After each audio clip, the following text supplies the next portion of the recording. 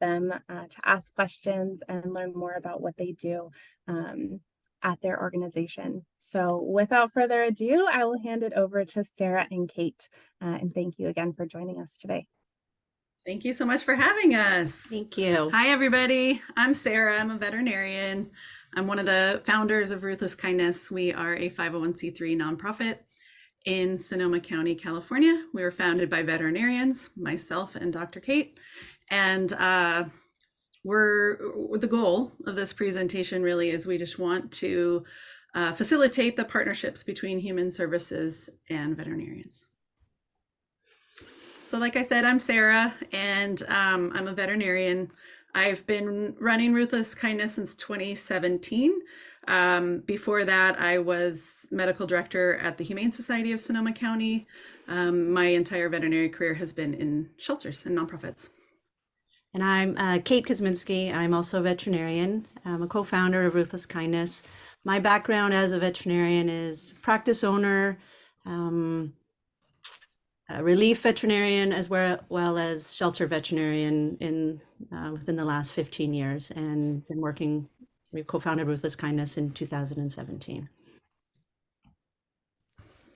Little background about what we do as an organization. So again, Ruthless Kindness is a 501c3 founded in 2017 in Sebastopol, California, which is in Sonoma County, North Bay area.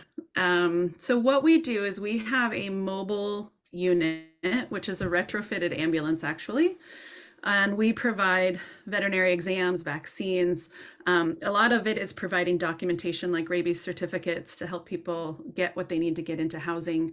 We treat medical issues that we can do from our medical unit, so nothing intensive.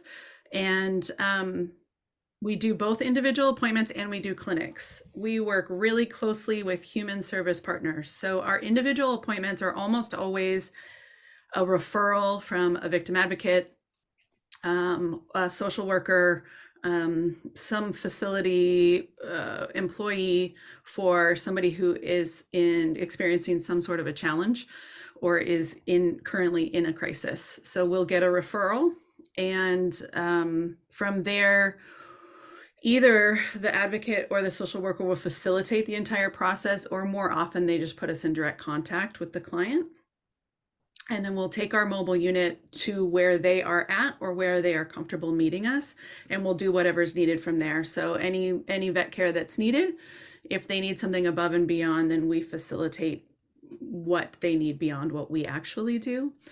And then we also do clinics. So our clinic days are on site at our human service partner organizations, usually in the parking lot of a shelter or a safe house or a day center for women in crisis, something like that. And we just do first come, first serve clinics like that. So that's the majority of our work. And we also have other programs kind of above and beyond that. So we facilitate foster boarding. We do a lot of advocacy, a lot of consultations, some telesupport. And then we have what we call our prevention program. So trying to prevent the crises that we deal with. So empathy education with youth who have been affected by trauma is one of those programs.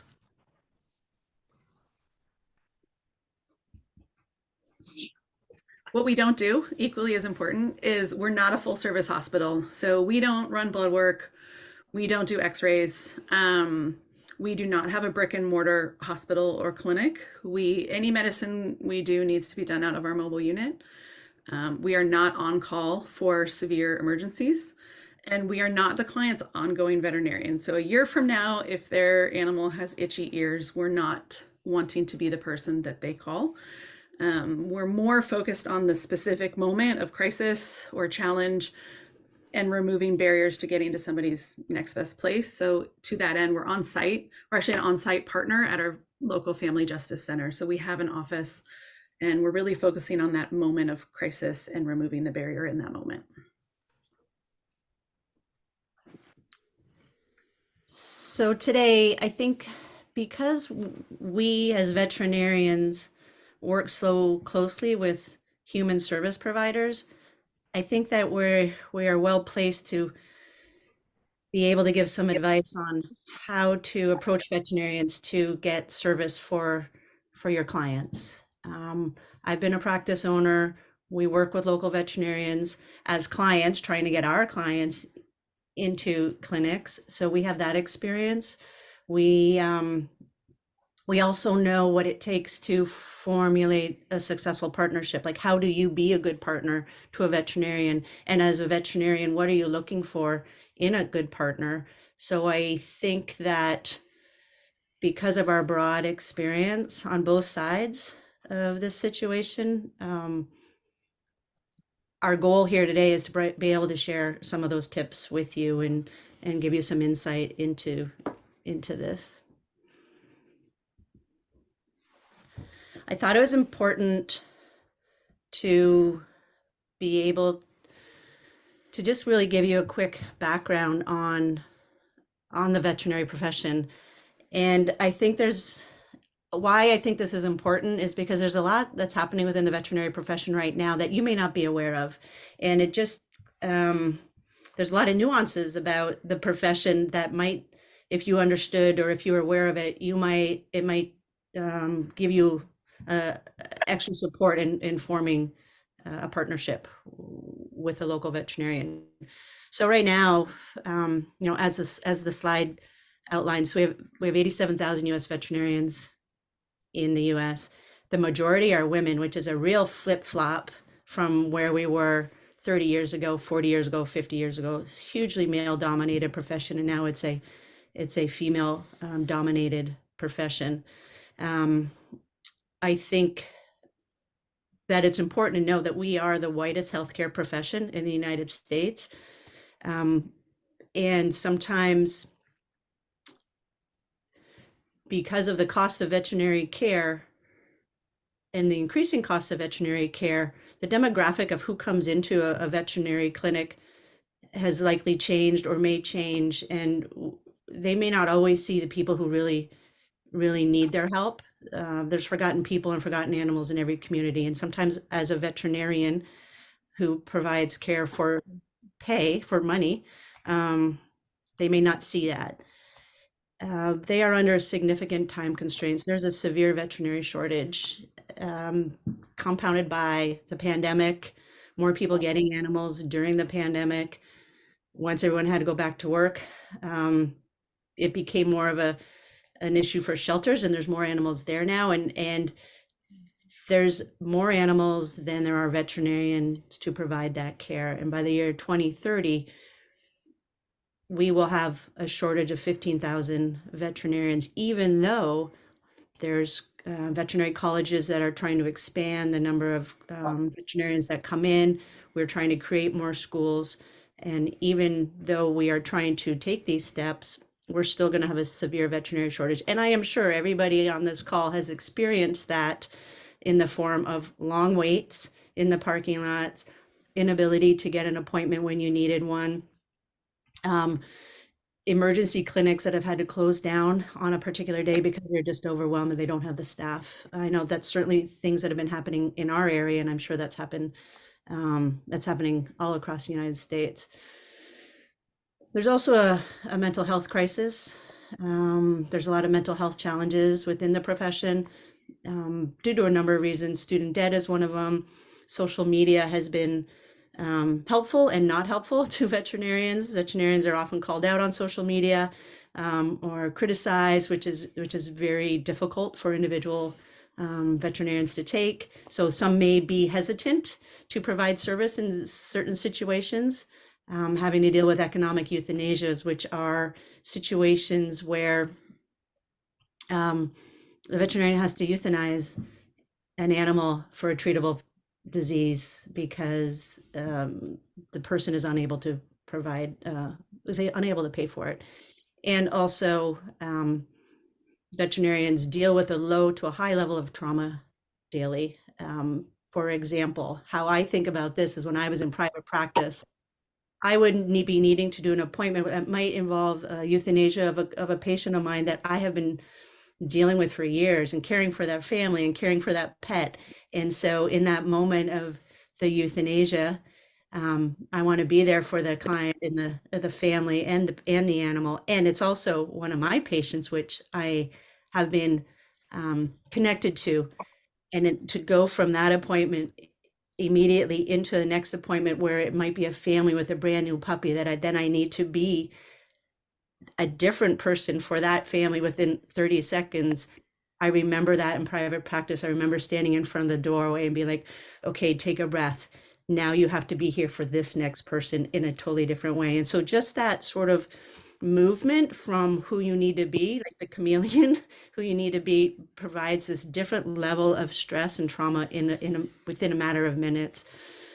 And I think that something that's important for people to understand is that right now we have because of some of the mental health challenges, we have 1 in 6 veterinarians have considered suicide. That's 3 times higher than in the US average. And female veterinarians are 3.5 times more likely to commit suicide than average American. And so when we talk about a profession that has 66% women and the suicide challenges that are numbers that we're actually seeing, it's just something to keep in mind that not everybody understands that that's what our profession is going through. So when we keep asking for more from a profession that's already feeling a little challenged, it can be hard. And so we just have to be careful about how we nuance that. And so we have a organization called Not One More Vet right now, which has actually been formed to deal with some of the mental health crisis in the profession right now. And I think it's a great question to think about. Does compassion equal free service? I think that some veterinarians get criticized as not being compassionate because they charge for services. And I think that that's just something to keep in mind as we have this conversation.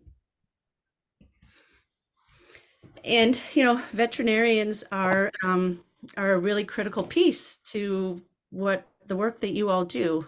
You work really hard as well. And you want to keep people and their pets together. And so we kind of need each other. And veterinarians, they have a service that you can't plug and play some other profession in for. So you need them and the pets need them. And so I think just maybe as I see our profession evolving and I see how the relationships with human service providers evolve and our experience with them, it's important to consider veterinary care for pets as we do for healthcare for people. And I just we put in here, do you think of it that way in your human service provider? I definitely know that in some of the situations here in Sonoma County, when we deal with human service providers, they don't think of it that way. And so they're still expecting it to be free service provided by a nonprofit, where it really needs to start being part of the conversation about budgets. Well, and also just to jump in there, the way human healthcare works for most human service organizations is most human healthcare systems, there's some form of insurance, there's some form of subsidization, which doesn't exist in the veterinary profession. There is veterinary insurance, of course, but it's a very low percentage of people that have it. And so if you're asking for somebody to a veterinarian to give away something for free, it is coming out of their pocket, literally. So it's not subsidized really by anybody. Yeah, 2 more things about the veterinary profession. It's a small business. I mean, it truly is just a small business. So thanks for bringing that up. And the other thing is I wanted to mention is veterinarians don't know that some of the challenges that you have to provide safe housing to your clients, we weren't trained on that. Depends on their ability to bring their pet with them. Like vets don't know that up to 50% of women won't leave an unsafe environment if they can't take their pet with them. They don't know that. We know that, but your typical veterinarian doesn't know that. And so that's really helpful information for them to understand why you need them and why they're important. A lot of veterinarians don't even know that they're mandated reporters. Yeah. It's not something we're typically trained on. So the process that we're going to go through, and we really want to make sure there's time for discussion and questions, and you're welcome to ask questions throughout this presentation, by the way, but the process we want to go through is really just to help in helping to facilitate human service and veterinarian relationships and improving the human animal bond and preserving the human animal bond. This is sort of the process that we're proposing that will facilitate it. So number one is identifying your goal, getting, just as you would in any business or any venture, getting really clear on what is your goal. What exactly do you need from a veterinary partner? It'll make it a lot easier if you're really clear. And then identifying which veterinarians are the best for you to approach and propose a partnership to. One thing we like to say is consider having multiple partners. If you ask one veterinary clinic to do all of your veterinary needs, you might be asking too much, and maybe not if you have an incredible vet partner. But it can help to have one vet partner that you use for wellness services, which are, annual exams, vaccines, deworming, microchips, things like that. You could have a separate partner for spay neuter. You could have a separate partner for emergencies or something like that, depending on your individual situation. You want to figure out who the best contact is within the veterinary organization, as well as within your organization. I would recommend identifying 2 people who can be in charge of communicating with your vets, because if inevitably one of you gets sick or has to go on a leave, or if there's any turnover, you don't want that relationship to fracture. So to preserve that continuity, there should be 2 people from your organization who that vet practice gets to know.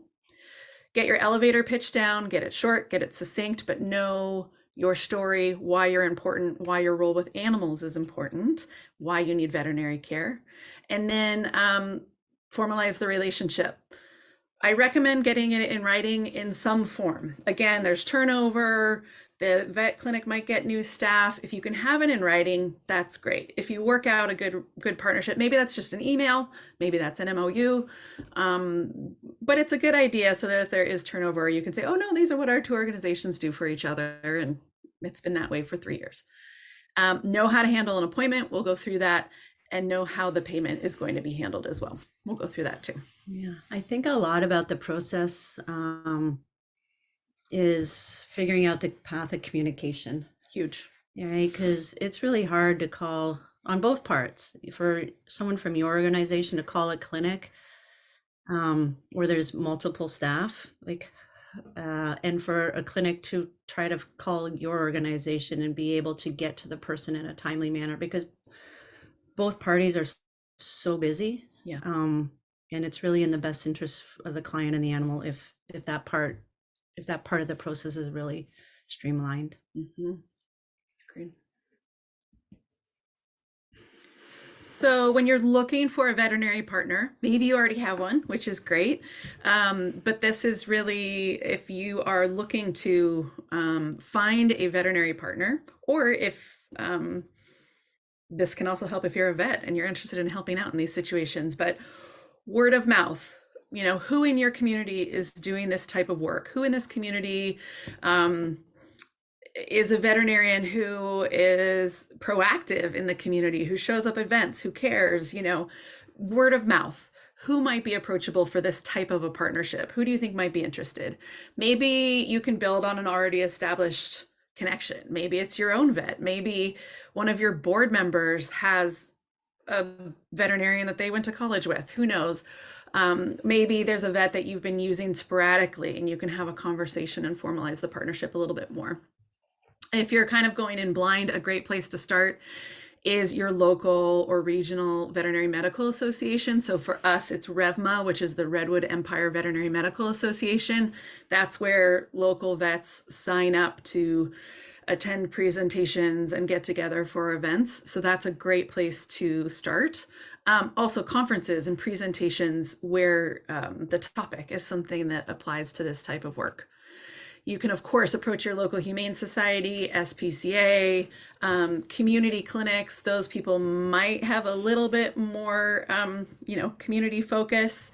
You might have a connection with an office manager or somebody else at a vet clinic. Maybe it's not the veterinarian themselves, but it's somebody who could introduce a partnership. Sometimes veterinarians are participating in local philanthropic organizations. You might find them there. So once you've identified a few different people or anybody that you'd like to approach, I recommend an email introduction. It gives them the chance to not have to, respond and be put on the spot. A well thought through email introduction. There's a few key things we'll go through that you can say to sort of identify that you're going to be a respectful and a good partner.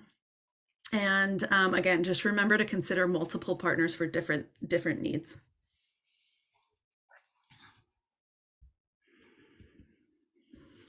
So this very wordy slide is just an example email. It's not meant to be cut and paste. Of course, you would want to completely change this for your purposes, but we just wanted to give you an example. This is what we would write if we were hoping to establish a partnership with a new veterinarian. This is that first email we might send to see if a partnership might be possible. And the key elements that we would include are, of course, introducing yourself, who you are, keeping it brief, but why you matter. You're an important organization providing a very essential service, and you're working really hard to keep pets and people together. So explain quickly why your profession and their profession overlap, that pets are a really important priority in what you do. This part's key, defining the specific need. So if a veterinarian gets an email that's like, hey, we're hoping you can help us, that's too vague. That's too much brain work for somebody who's overstretched. So, a very specific need. We house approximately 25 animals per year, and about half of those need vaccines. So we're looking for a partner to help with that. Try to get as specific as you can. And maybe you don't know, but you could still at least present some sort of scale of how many animals you have or what obstacles you face, something like that. Throwing in a line, recognizing their busy schedule and offering that recognition goes a long ways. And then your call to action, of course, I'd like a meeting, or can we set up a call, something like that. And then make sure you put your contact info and they know where to track you down.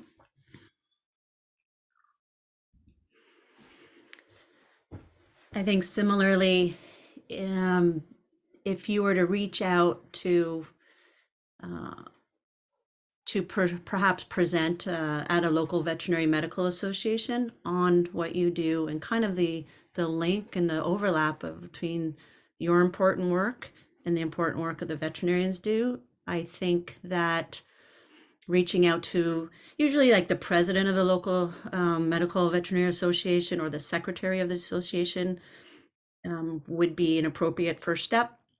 And this is an outline of an email that I would probably send, and it identifies who you are. It talks about something important that you do, which is, if for those of you who have pet friendly shelters on this call, that is super important because that is really unique. And, you're about keeping pets and their people together. And again, educating veterinarians about the things they don't know, people won't seek safety if they can't bring their pets with them. Again, most veterinarians don't know that. Yeah. And I think if you're able to make a presentation on your work versus going and saying, hey, we're looking for partners, through conversation, those partnerships might just happen organically, or you might resonate with somebody in the audience. And these local veterinary associations, they usually meet like monthly or quarterly or every couple months. It's a social event for veterinarians, but they have guest speakers, they have continuing education. So it's really a great place to start with a group that is actually paying attention to your community. Like the vets get together to support their community, and this is a great option for introducing the work that you do.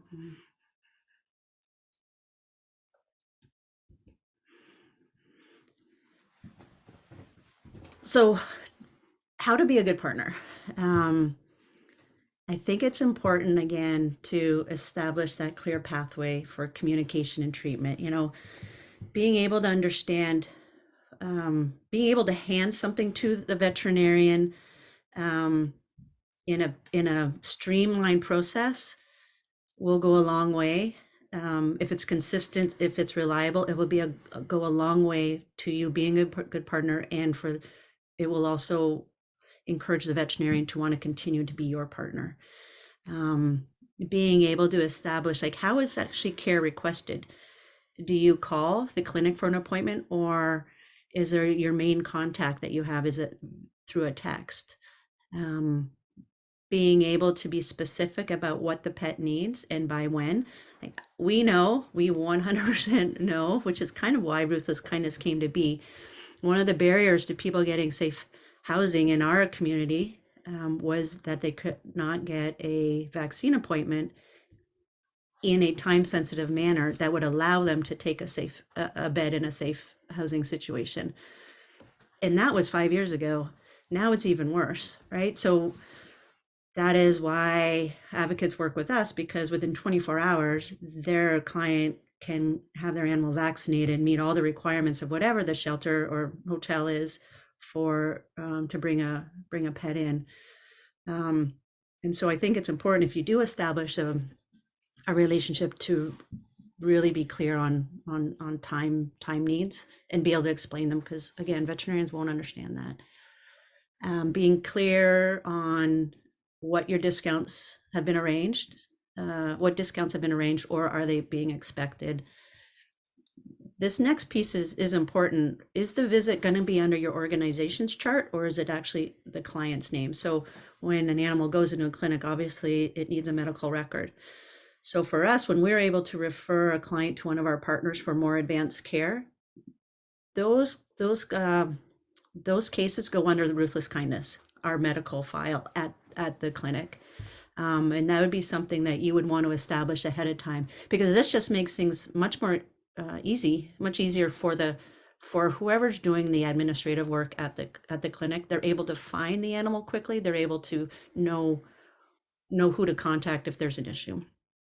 And again, who is making decisions about the animal's treatment? Is it the client, which it usually is, or is it your organization? So these are just things that need to be considered ahead of time, because the clinic will need to know these things. Having a main contact, as Sarah had outlined, at your organization that the veterinarian can call or text is really important. And being able to establish, again, that communication path. Does the vet call you if an animal is at the clinic with an update, or do they call the client? And you can see that this can get really complicated because so many people need updates.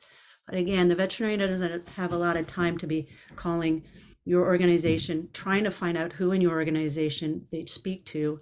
And then when they finally track that person down, they're actually not the right one, but they need to call the client. And so, like, you can see how this takes up a lot of time, but if you're able to streamline that at the onset, it'd be really helpful. Yeah, just be clear so you don't create extra work for yourself either, as well as the vet Yeah, practice. it goes both ways for sure. But in the moment, if a client doesn't show for an appointment, or if something is identified during the appointment and they need authorization for a second treatment of some kind, they need to know who to call in that moment. Yeah.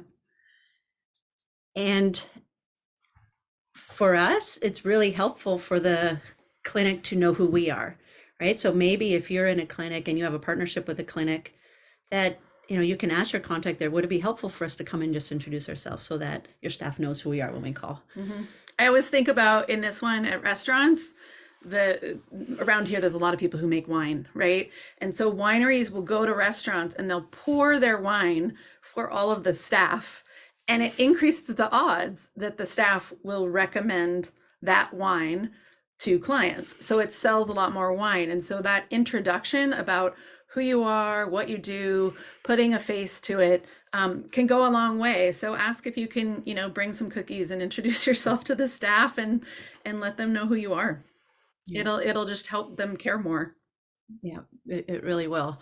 And then I think, especially in the line of work that you all do, is there any additional information that the veterinarian should know? Is there any follow-up instructions? Like if the vet needs to follow up with the client, is there something that they may that they need to know, that or is there specific care that the client needs that they need to know? Like, is there a safety issue for the client? Is a vet able to call this person up during these hours, or like those sort of Is the things? animal aggressive? Is it? Yeah. Anything extra would be helpful, and if you're able to clarify those things at the beginning, that's really, really helpful. If a clear process isn't followed, the partnership will likely fail. I mean, we've definitely had our own partners that we've tried to work with, and when it becomes unreliable or flaky, or it makes it much harder for that to be a successful partnership. Yeah, when we don't have a number to call, or when we work with a partner and 75% of the time their clients are a no-show, it's just eventually everybody runs out of time. You can't deal with that. So for example, if you have a client that is a high risk of being a no-show, maybe you can send somebody with them or help them with transportation and make sure that that appointment is a success.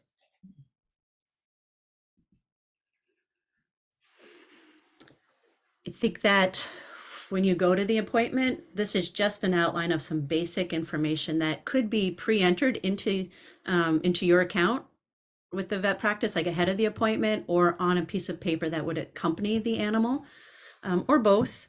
Really basic things here, like, and I think we've outlined a lot of them: animal's name, animal's owner, who's making the decision. Is your facility been authorized to make decisions on the animal's behalf, which might be the case in some situations, which is absolutely appropriate depending on the situation. However, make sure legally that if you are making decisions for an animal on behalf of a client, make sure that you've got that authorization in writing, because if you make a decision for an animal and you're not the owner, that's a legal problem. So just make sure that you get that authorization in writing if you're going to be making decisions on behalf of somebody else's pet. Yeah, and the clinic, they're bound by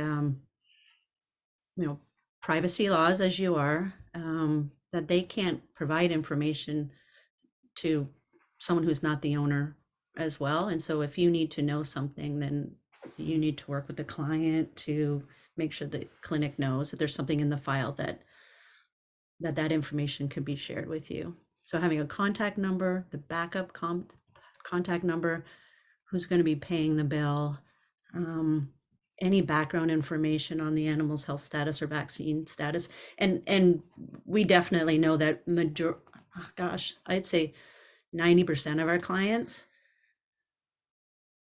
don't have medical records. Some have medical records now because they've been seeing us for a few years, but they may not always know the date and when an animal is vaccinated last, and that's fine. You just need to let the clinic know that.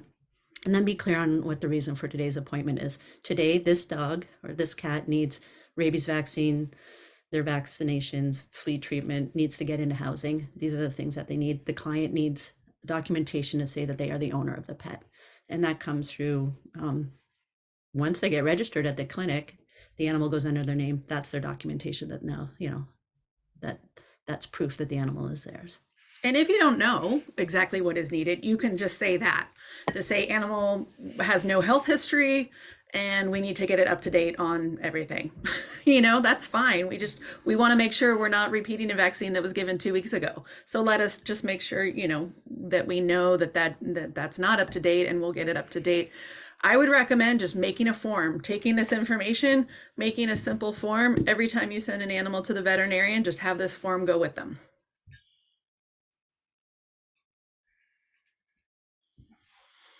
So you get the partnership. How do you maintain it? Like Kate said, we've seen partnerships fall apart a lot. And so, any good relationship takes work. So get to know the clinic staff is always a good strategy. Say thank you, show gratitude, everything that you want as a partner, right? Bring cookies, send a thank you card. One of the favorite things that the veterinarians we work with, and ourselves also included, is the updates, because we see an animal in a moment in time and we provide a service and then we all move on with our lives and we don't know how it ended up.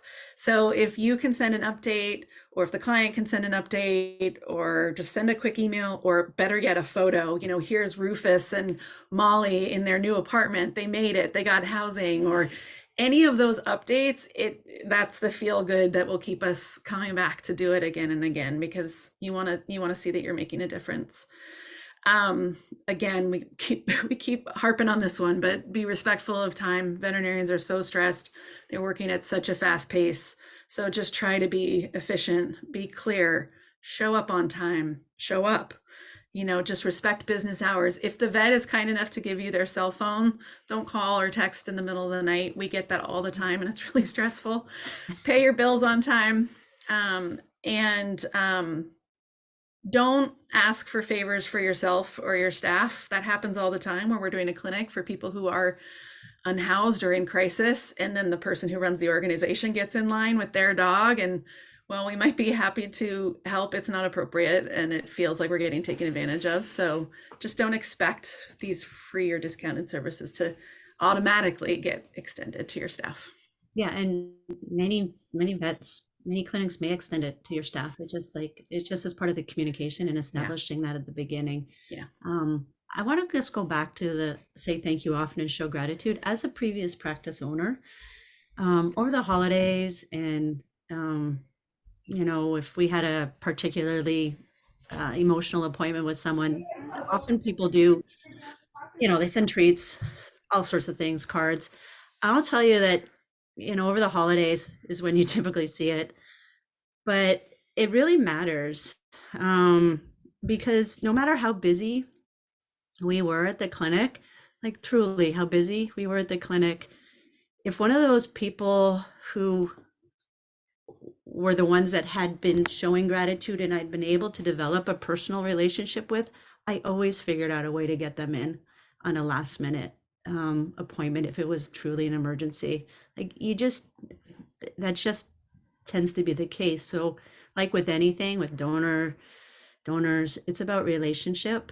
And I think that trying to bring some personal contact into this partnership would go a long way. It just brings some authenticity into it, and it connects the veterinarians, because veterinarians go to be a vet because they do love animals, and they do care about their clients. And if you can somehow figure out how to pull out, how it not to always be about just business, but add some of these personal touches, I do think that matters. I really do.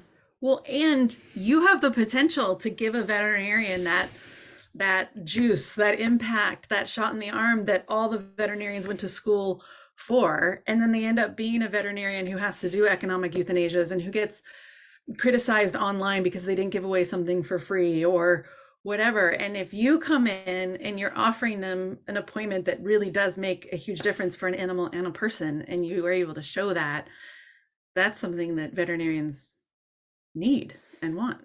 Yeah, because I think one of the interesting things about the work that you all do is, and we talk about it in our work, like a veterinarian saves a life, can save a life, the animal in front of them.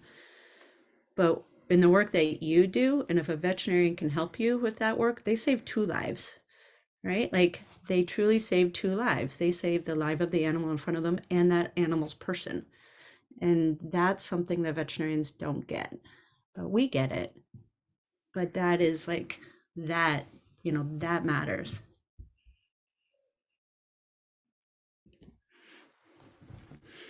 Oh, the discounts. Asking for discounts. Everybody struggles to pay for veterinary care, even full paying clients. And veterinarians struggle to financially float their practices. And even corporate practices, while you think they might be more financially well off, they have more restrictions coming from higher up. And so asking for discounts is tricky. But this is how we would navigate it. I would start by asking the vet who you are meeting with, if a discount is possible, or if it already exists. They might have already established a standard nonprofit discount or a standard professional discount, or maybe they have a process where they can advocate on behalf of your organization. If you do get a discount, or alternatively, instead of a standard across the board discount, maybe it's a alternative. Maybe it's, we can give you 15 free vaccine appointments per year, but all the other appointments would be full cost. So there's different ways to make things affordable. But once you have it, I would have it in your chart so that it's automatically applied, and you don't have to remind or negotiate every time. So hopefully they can just add it into their system so that it's automatically applied. And the frequency, the volume at which you ask for services or need services may impact how much they can do, how much they can discount, how much they can give away, but also the services that you need. So a vaccine is a relatively low cost service, whereas a dental procedure is a high cost service. A surgery is a high cost service. So it might vary, or what you're asking for might play into the amount of discount that you could have. And think about what you can offer to the veterinarian practice. Maybe you can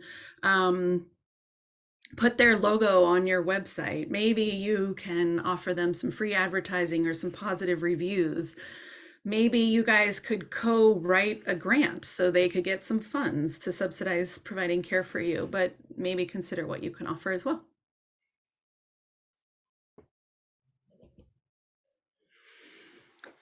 What we have learned as partners in care. We've learned a lot since we started this. This is the next presentation, I think, this slide. Lessons learned. As I am sure everyone on this call has experienced, more people need your help than we can serve. The unsheltered, the sheltered, survivors, people supported by county programs, people county programs want to support, other nonprofits. It's just, the need is great, and you can't serve everyone, and we can't serve everyone. So it's really easy to have a little bit of mission drift because you want to, and there's always this little bit of overlap, but it's impossible, and it requires us focusing our resources to maximize our impact. And it's forced us to get more specific, and we continue to have conversations about, okay, like, let's clearly outline the services that we can provide, and being really specific. And for things that we can't provide, like, we provide a resource list for needs that are beyond us. For example, someone might need spay neuter, and obviously we have Clifford the Big Red Bus. There's our mobile exam room, and we don't do spay neuter in there. But we do work with other nonprofits, animal welfare organizations in the community, and we can facilitate that with them. And so being able to provide that resource list and refer our clients and their pet to those other organizations is really important. So we have that information accessible, and really we can easily give it to them. And if we need to have one of our clients go on an emergency basis to a veterinarian, we have that budgeted in our budget for that emergency services for victims of domestic violence specifically. We have found that working with reliable organizations really provides our best chance of success with the client. So established organizations, reliable, that we can count on them and they can count on us. And it's all about how do we get our clients and their pets to the next best place. Whether they're unsheltered, how do you get them in a shelter? If they're in safe housing, how do you get them in a long-term housing? But also, sorry, I'm just jumping in though, I think with partners, the other thing to think about is the partners that are going to best support your clients. We've had some partners who weren't culturally sensitive, for example, or who mistreated clients. And so I think making sure that that part of the partnership is flushed out too. Just because you get free vet services or discounted vet services, it doesn't mean that that veterinarian is necessarily going to be supportive of what your clients are going through, or just make sure that your values are represented in all your partnerships as well. Yeah, that's a really good point. Important. And we've learned that, human service providers, it's part of our conversation, is that human service providers need to start incorporating pet care costs into their fiscal budgets. We get calls all the time from different departments of the county who ask us to go to a free clinic at an encampment or a transitional shelter or something. And it's county. And yet, And our county just got many millions for this particular type of social service. yet no one has factored that care into the budgets. And so you're relying on either a nonprofit or a small business owner if you don't, to provide, like, to make up the delta, if you don't start including those conversations with the board of directors and your executive team when budget season starts. And we've also learned, like everybody on this call, everyone's experiencing compassion fatigue, burnout. There's more work than there are people to do it. And so, we've learned, have empathy for your clients, yourself, and your partners, and why they can get frustrating. It can be frustrating at times, and your knee-jerk reaction may be to be like, oh, how did this happen? Or, wow, they're not helping. Just having grace for everybody who's trying to just do their best to make things better for people and pets, like you all on this call. Yeah. Well, budgeting for pet care, the inevitable question, if you go to your leadership, if you are the leadership and you're trying to go to your board, and you're saying, okay, we're housing animals, we are a pet friendly agency, whatever it is that you're doing to support the human animal bond and to remove that barrier. If you are a human service agency and you are trying to incorporate animals in your budget, it's great if you have a progressive board and progressive leadership and they get it, and then fantastic. If you don't, there might need to be some education about the link between people and animals to start putting this into your budget. But I think it's essential. So, it's veterinary care. Absolutely need to start budgeting for veterinary care, but also pet food. We've got housing insecurity, we've got food insecurity. Pet food is a big one. People will give up their own food to feed their pets. So, you can often get food donated. Pet food is one that is usually, and supplies, leashes, collars, those kinds of things. Amazon wish list. It's a great way to get these things donated. Just doing a local pet food drive. If you have an event, instead of making people pay for a ticket, maybe they bring a bag of dog food, or, there's ways to get those things donated, but you also need to start incorporating it into your budget or figuring out how you're going to have these things available to your clients. Educating your board, your leadership about the statistics about, 71% of women who enter shelters who have been mistreated, the animals have also been mistreated. 48% of people will delay or not leave danger if they can't bring their pet with them. All of those stats that a lot of us have heard. Start talking about that. Start talking about how you guys have the power to remove that barrier. And it's low-hanging fruit. It really is. It's a small budget to support vaccines, pet food, having a pet-friendly room, as you already know. So making sure that philosophy, that pet-friendly philosophy, that pet-friendly value gets reflected in your budget, as it should. So, nationallinkcoalition.org, I'm sure everybody on the call has heard about them, but they've got a lot of resources to help educate your board. and get them thinking about how to incorporate this into the budget, because it's essential. And these are just additional considerations. I know that we're getting shorter on time here, so I want to make sure that people have a chance for questions.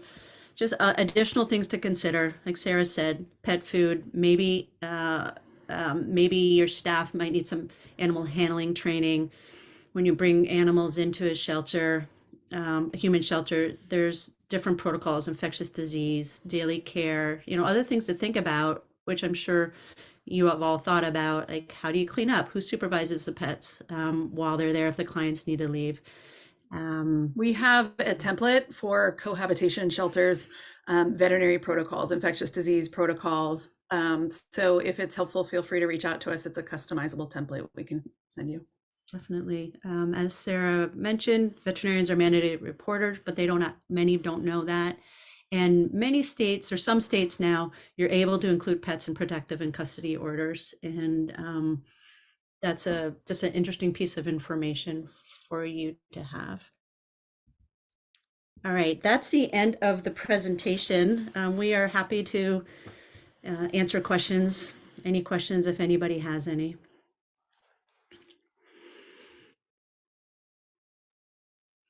Oh my gosh, thank you guys so much. Thank you, Sarah and Kate. That was such a wonderful presentation with such great information. Lots of thank yous coming through in the chat as well. We did have a couple of questions come in while you were presenting that Tia and I answered, but would love if you guys have any other resources that you wanted to add. One was from Sean, who asked, can you suggest where to find more information and resources regarding veterinary and mental health and suicide rates? Tia suggested Not One More Vet, which I know is a great resource. Is there any other, or are there any other resources that you guys would like to add? I think the Not One More Vet website is a great organization. They have a Facebook page, they have a website. I think the American Veterinary Medical Association, the AVMA, would be another national organization that would be helpful. Awesome, thank you. And then another question that came in from Liz: for nonprofits with limited funding for safe housing and pet emergency placement, have you seen organizations use specific funding or grants that you can share to help cover the cost of veterinary care? And of course, Red Rover, we do have a grant called our Urgent Care Grant that you can find on our website to support some types of urgent veterinary care. And then there are also some other organizations that we have heard of along the way, like Waggle, the Brown Dog Foundation, Frankie's Friends. Anything else that Sarah or Kate, you guys have heard of that you'd like to point people to, again, for that funding support for veterinary care? So specifically for a veterinary appointment, or for the cost of making a facility pet friendly? I think, oh, go ahead. I'm so sorry. So unfortunately, with our safe housing shelter, making it pet friendly at this point would be something that would have to come along down the road. So it's more about how can we ensure that we're keeping a good connection with our veterinarian partners, but also making sure that we have the funding necessary in order to ensure that you guys are also being taken care of. Right. So individual appointments, sometimes the veterinarians are able to apply for grants for an individual appointment with their local or with their state veterinary association. So there's different, just so you know that that's something like in San Francisco, the local medical veterinary association has some funds for, one-off appointments that each veterinarian is able to access if needed, but you get one a year. And then there's some state associations that also have that sort of fund. It's a process though. And so, and it'd also be a one-off type appointment. It's not a regular funded thing. Department of Justice, honestly, DOJ does have some grants specifically for this, for not specifically for veterinary care, but being able to provide emergency or transitional housing. And that's a federal grant, which is obviously really difficult to navigate. But I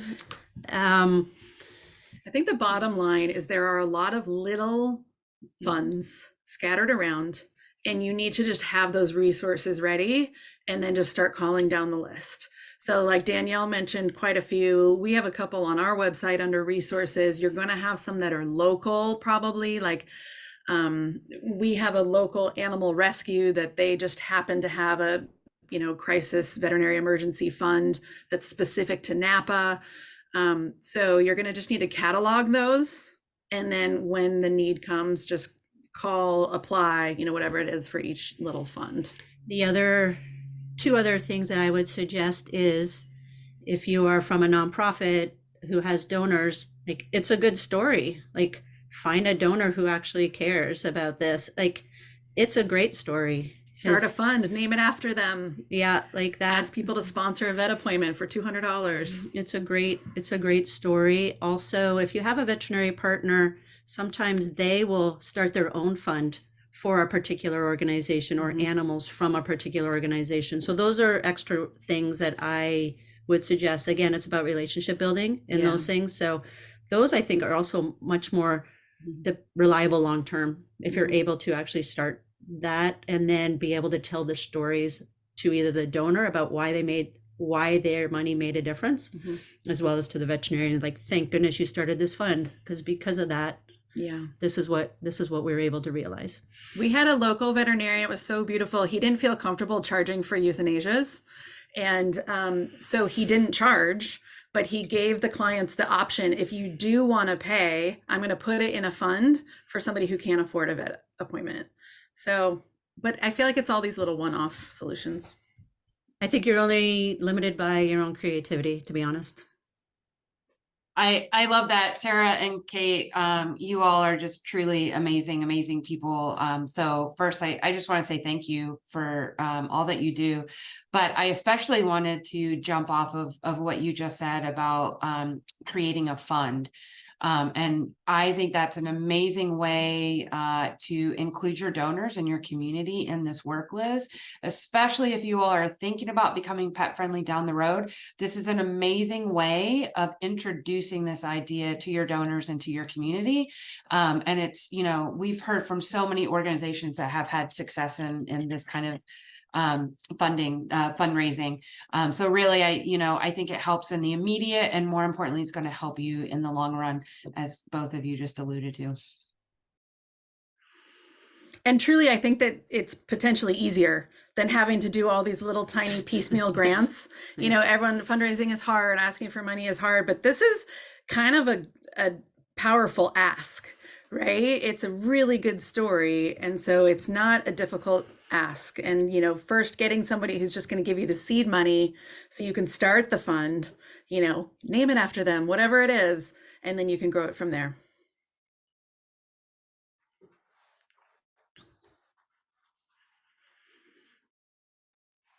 I love it. Liz said, I have so many conversations I need to have with managers to make some changes at my organization. Wonderful stuff. Well, Liz, please reach out to us if we can help support you at all. Don't forget the pets. We do have our coaching program, which is open to any organization that has a goal of becoming pet friendly. Really, we just provide one-on-one support, help you kind of work through all of the what ifs, all of the, oh my goodness, like how can we possibly, and just really tackle all of your kind of barriers one at a time. We also, if you haven't attended one yet, we also offer virtual workshops that we do both in person and virtually. And we do have a virtual one scheduled for, I believe, April is our next one. So we'd love to see you there, and we'd love to help you with those conversations in any way that we can. Yeah, please don't get discouraged. If you're the only one who understands this pet friendly thing at this point in your organization and you try to pitch it and nobody gets it, just don't get discouraged. Come back to Red Rover, come back to us. This is how change happens, right? It starts with one person who gets it. And then, you know, once it grows, people are going to get on board. We never thought that our organization would be so embraced. And now we're part of the district attorney's office. We have an office in their office. Like, who would have thought? So it does snowball, so don't give up. Thank you so much. I appreciate that. That's awesome. Well, on that note, if there aren't any other questions, we can go ahead and end our presentation and our conversation for today. But if any questions do come up after we jump off today's meeting, please don't hesitate to reach out to us or to Sarah and Kate. You can see their email address there. I'm sure they would be happy to answer any questions that maybe you didn't think of today or you didn't get a chance to ask. Yep. Thanks, everybody. Really Thank appreciate you.